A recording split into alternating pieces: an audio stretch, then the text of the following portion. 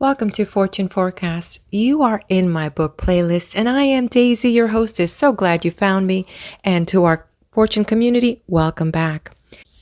We are about to head into part 3 of the book titled The Book of Life by Upton Sinclair. It was published in 1921 by the Payne Book Company in Chicago. It is in the public domain. If you would like to know more about this author, please go check my book playlist under the Book of Life, and I have a section on that in the first video. In part 1, the author tried to show what we know about life as a human race, and also morality and the nature of man. Also, he did slightly touch over the power of the mind. In part 2, the Book of the Body, he explored and discussed different aspects of diet, food, poisonous foods, fasting, health in general, and some suggestions about medicine as well as nature's own remedies. So now we're going to go into the next book, which is part 3, and he titles this The Book of Love. I am going to be very curious, and maybe you are too, what his discussions on this topic will be. So if you are ready, let's jump in to part 3 of the Book of Life, titled The Book of Love. Chapter 28, The Reality of Marriage, discusses the sex customs now existing in the world and their relation to the ideal of monogamous love. Just as human beings through wrong religious beliefs torture one another and wreck their lives and happiness, just as through wrong eating and other physical habits they make disease and misery for themselves, just so they suffer and perish for lack of the most elementary knowledge concerning the sex relationship. The difference is that in the field of religious ideas, it is now permissible to impart the truth one possesses. If I tell you there is no devil, and that believing this will not cause you to suffer in an eternity of sulfur and brimstone, no one will be able to burn me at the stake, even though he might like to do so. If I advise you that it is not harmful to eat beefsteak on Friday, or to eat thoroughly cooked pork any day of the week, neither the archbishops nor the rabbis nor the vegetarians will be able to lock me in a dungeon. But if I should impart to you the simplest and most necessary bit of knowledge concerning the facts of your sex life, things which every man and woman must know if we are to stop breeding imbecility and degeneracy in the world, then I should be liable under federal statutes to pay a fine of $5,000 and to serve a term of 5 years in a federal penitentiary. Scarcely a week passes that I do not receive a letter from someone asking for information about such matters. But I dare not answer the letters because I know there are agencies maintained and paid by religious superstition employing spies to trap people into the breaking of this law. I shall tell you here as much as I am permitted to tell, in the simplest language and the most honest spirit. I believe that human beings are meant to be happy on this earth, and to avoid misery and disease. I believe that they are given the powers of intelligence in order to seek the ways of happiness, and I believe that it is a worthy work to give them the knowledge they need in order to find happiness. At the outset of this book of love, we are going to examine the existing facts of the sex relationships of men and women in present-day society. We shall discover that amid all the false and dishonest thinking of mankind, there is nowhere more falsity and dishonesty than here. The whole world is a gigantic conspiracy of hush, and the orthodox and respectable of the world are like worshippers of some god who spend their daytime burning incense before the altar, and in the nighttime steal the sacred jewels and devour the consecrated offerings. These worshippers confront you with the question, do you believe in marriage? And they make the assumption that the institution of marriage exists, or at some time has existed in the world. But if you wish to do any sound thinking about this subject, you must get one thing clear at the outset.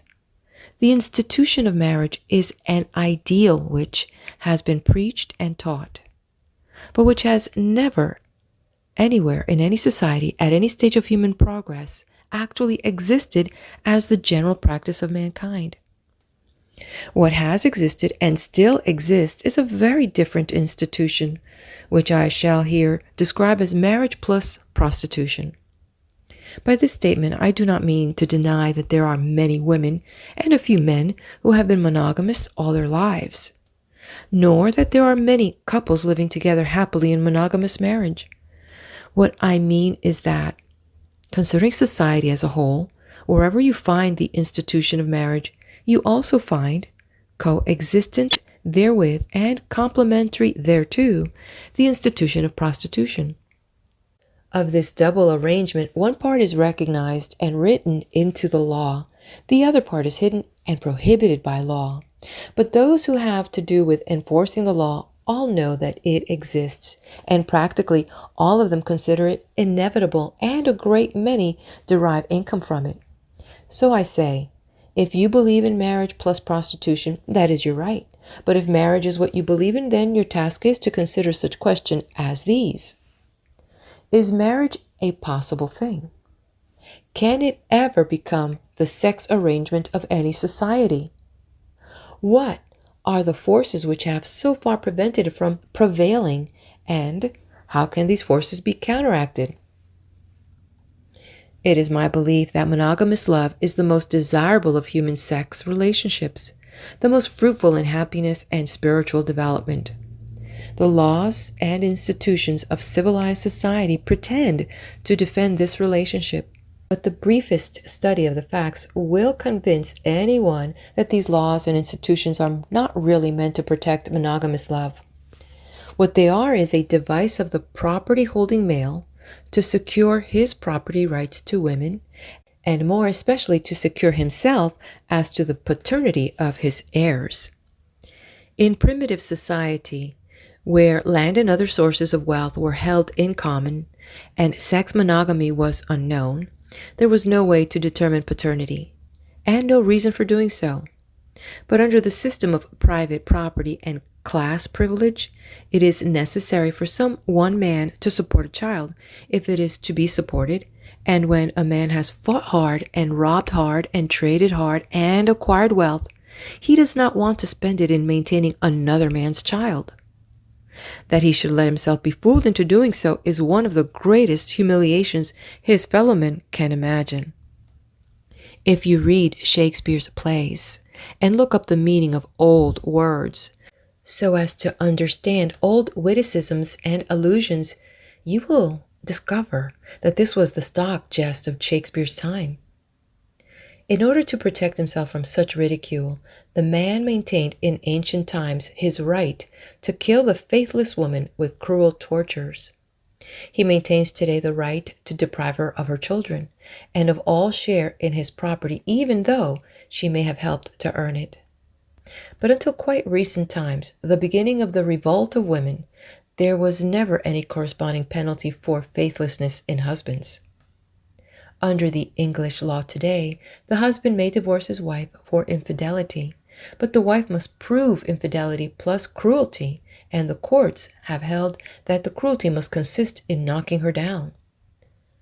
While I was in England, the highest court rendered a decision that a man who brought his mistress to his home and compelled his wife to wait upon her was not committing cruelty in the meaning of the English law. This is what is known as the double standard, and the double standard prevails everywhere under the system of marriage plus prostitution, and proves that capitalist monogamy is not a spiritual ideal, but a matter of a class privilege. It is a breach of honor for the ruling class male to tamper with the wife of his friend.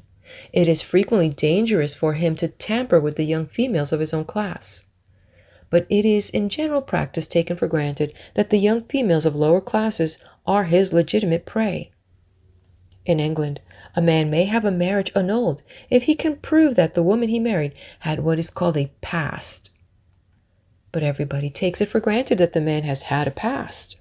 It is covered by the polite phrase, sowing his wild oats. Wherever among the ruling class you find men bold enough to discuss the facts of the sex order they have set up, you find the idea, expressed or implied, that this wild oats is a necessary and inevitable part of this order, and that without it, the order would break down. The English philosopher Lecky, making an elaborate study of morals through the ages, speaks of the prostitute in the following frank language.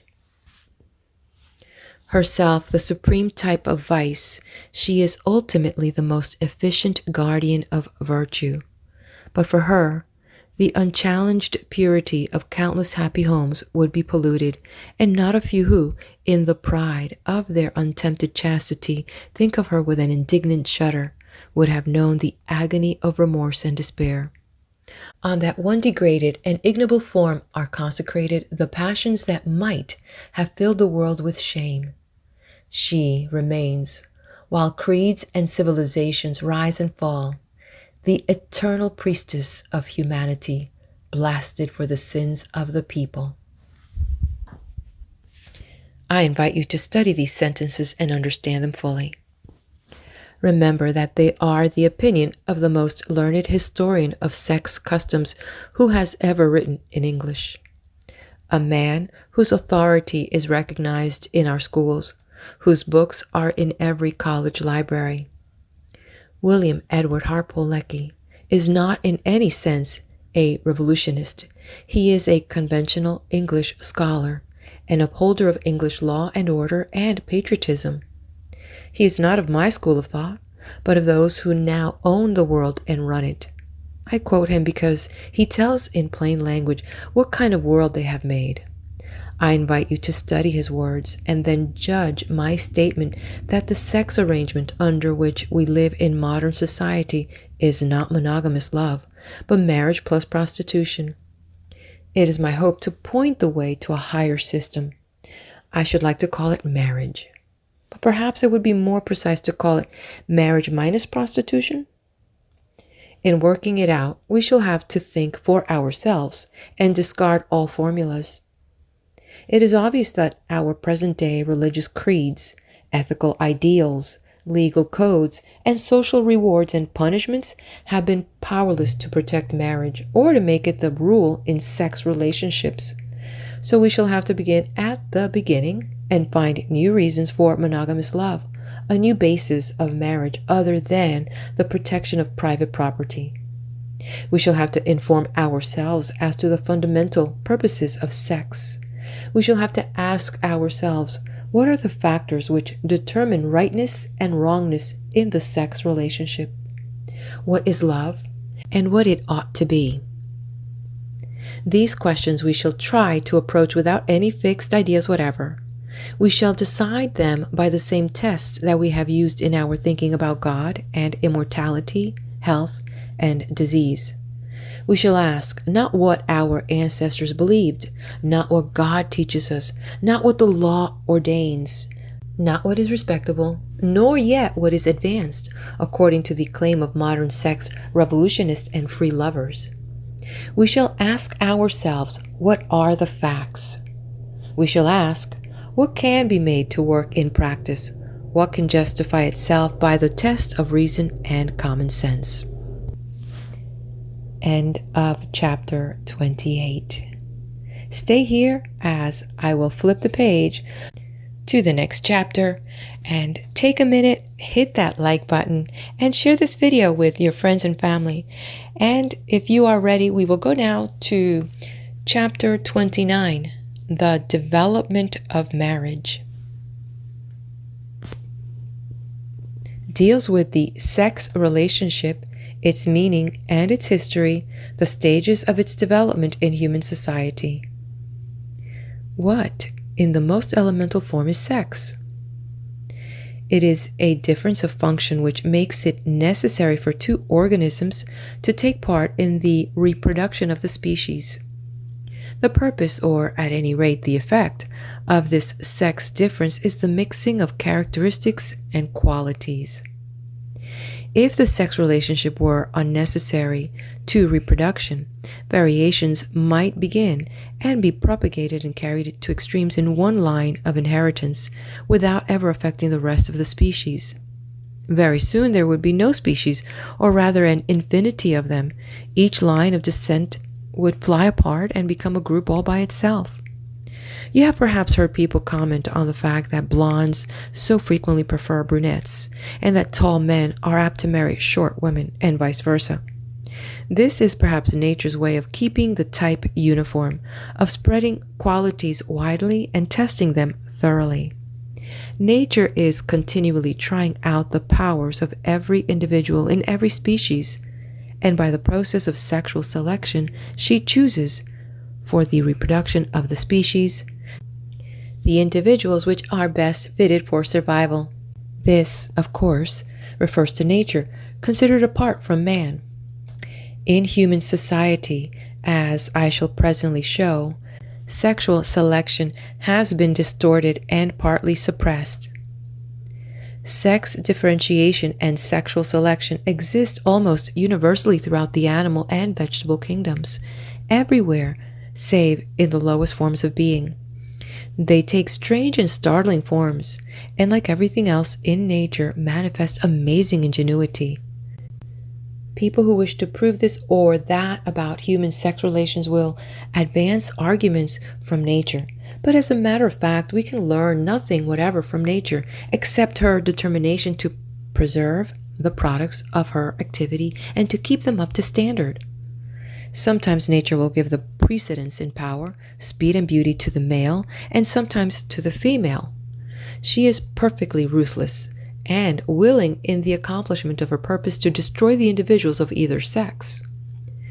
She will content the most rabid feminist by causing the female spider to devour her mate when his purpose has been accomplished, or by causing the male bee to fall from his mating in the air, a disemboweled shell. As for man, he has won his supremacy over nature by his greater power to combine in groups, by his more intense gregarious or herd instincts, which enabled him to fight and destroy creatures which would have exterminated him if he had fought them alone. So in primitive society, everywhere, we find that the individual is subordinated to the group, and the folkways give but little heed to personal rights.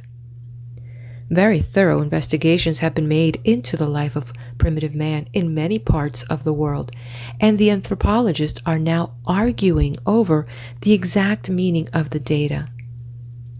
We shall not here attempt to decide among them, but rest content with the statement that communism and tribal ownership is a widespread social form among primitive man, so much so as to suggest that it is an early stage in social evolution.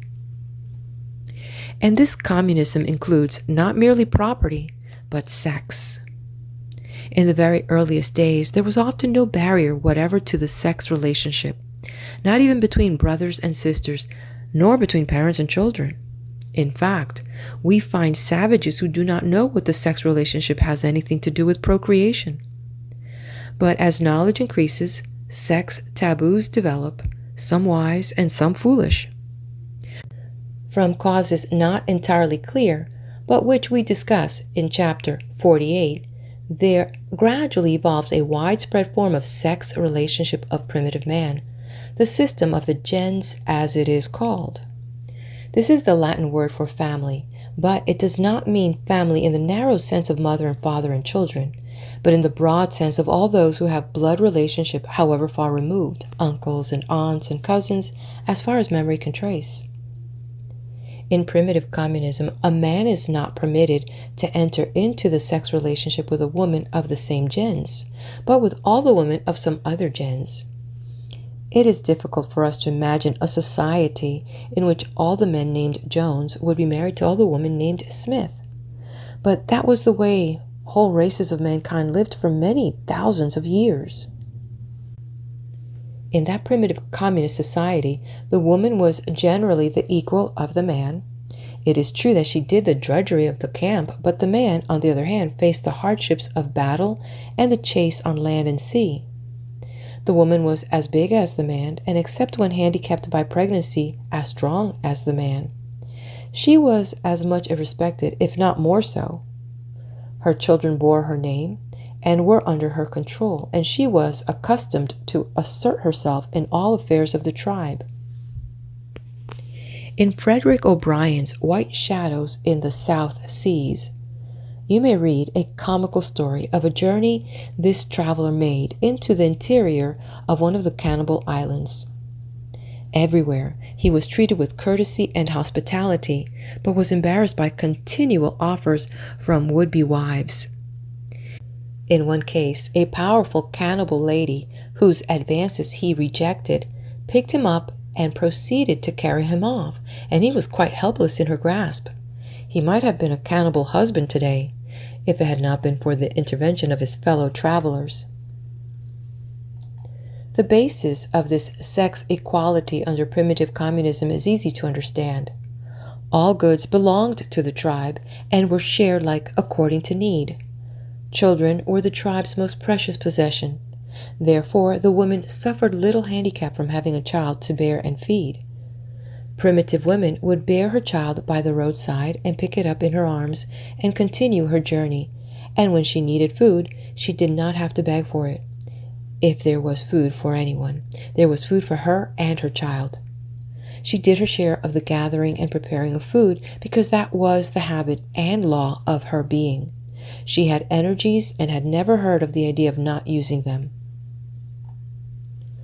This primitive communism generally disappears as the tribe progresses.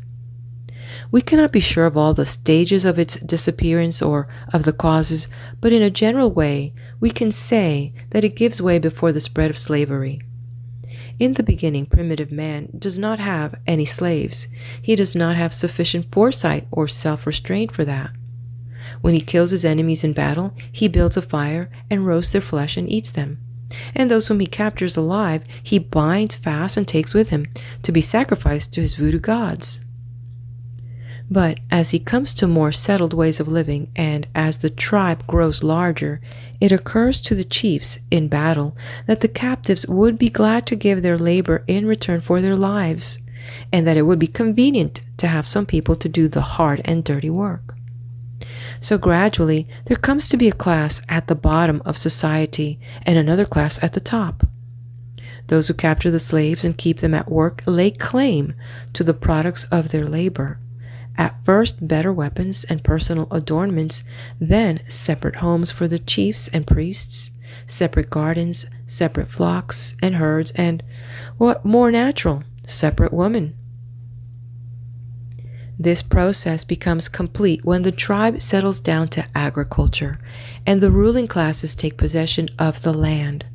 When once the land is privately owned, classes are fixed and class distinctions become the most prominent fact in society.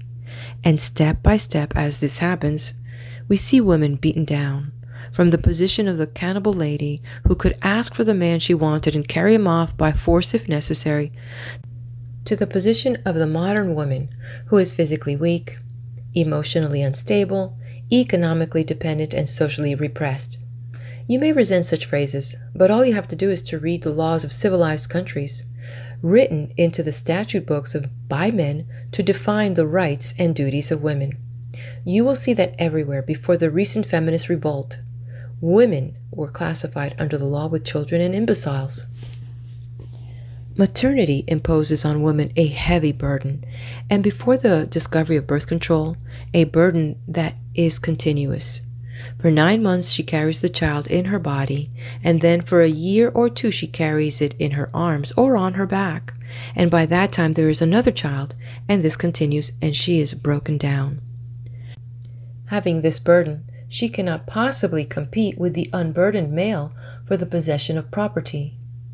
So wherever there is economic competition, wherever certain individuals or classes in the tribe or group are allowed to seize and hold the land, wherever the products of labor cease to be the community property and become private property, the objects of economic strife, then inevitably and by natural process, Woman comes to be placed among those who cannot protect themselves, that is, among the children and the imbeciles and the slaves. Of course, some children are well cared for, and so are some imbeciles, and some slaves, and some women. But they are cared for as a matter of favor, not as a matter of their own power. They proceed no longer as the cannibal lady, but by adopting and cultivating the slave virtues, by making themselves agreeable to their masters, by flattering their masters' vanity and sensuality. In other words, by exercising what we are accustomed to call feminine charm. From early barbaric society up to the present day, we observe that there are classes of women just as there are classes of men. The position of these classes changes within certain limits, but in broad outline, the conditions are fixed and may be easily defined. There is, first of all, the ruling class woman. She must have birth. She may or may not have wealth, according as to whether the laws of that society or tribe permit her to have possessions of her own, or to inherit anything from her parents. If she has no wealth, then she will need beauty. She is the woman who is selected by the ruling class man to bear his name and his children, and to have charge of the household where these children are reared, and trained for the inheriting of their father's wealth and the carrying on of his position. This confers upon the ruling class woman great dignity, and makes her a person of responsibility. She rules not merely over the slaves of the household, but over men of inferior classes, and in a few cases, an exceptionally able woman has become a queen and ruled over men of her own class. This ruling class woman has been known through all the ages by a special name, and the ways and customs regarding her have been studied in an entertaining book, The Lady, by Emily James Putnam. Next in privilege and position to the lady is the mistress, the woman who is selected by the ruling class man, not primarily to bear his children, but to entertain and divert him. She may, of course, bear children also. In barbaric societies, and up to quite recent times, the importance of the ruling class man was indicated by the number of concubines he had, and the position of these women was hardly inferior to that of the wife or queen. In the days of the French monarchy, the king's mistress was frequently more important than the queen. She was a woman of ability, maintaining her supremacy in the intrigues of the court. In ancient Greek society, the hetairai was a recognized class, and Aspasia, the mistress of Pericles, was the most brilliant and most conspicuous woman in Athens. In modern France, the position of the mistress is recognized by the phrase demi-monde, or half-world. The American plutocracy was developed upon a superstructure of Puritanism, and therefore, in America, hypocrisy is necessary. But in the great cities of America, the vast majority of the ruling class men keep mistresses before marriage, and a great many keep them afterwards. And these mistresses are coming to be more and more openly flaunted, and to acquire more and more of what is called social position. It is possible now in the smart set for a lady to accept the status of mistress delicately veiled, without losing caste thereby, and actresses and other freelance women who got their start in life by taking the position of mistress are coming more and more to be recognized as ladies and to be received into what are called the best circles. There remains to be considered the position of the lower class woman. In barbarous society, these women were very little different from slaves. They had no rights of their own, except such rights as their master man chose to allow them for his own convenience.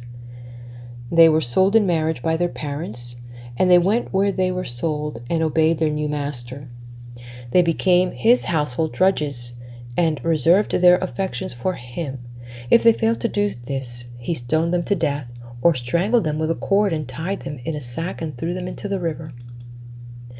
And of course, the rights of the master man yielded to the rights of men of higher classes. The king or nobleman could take any woman he wished at any time, and he made laws to this effect and enforced them. In feudal society, the lord of the manor claimed the right of the first night with the wives of his serfs.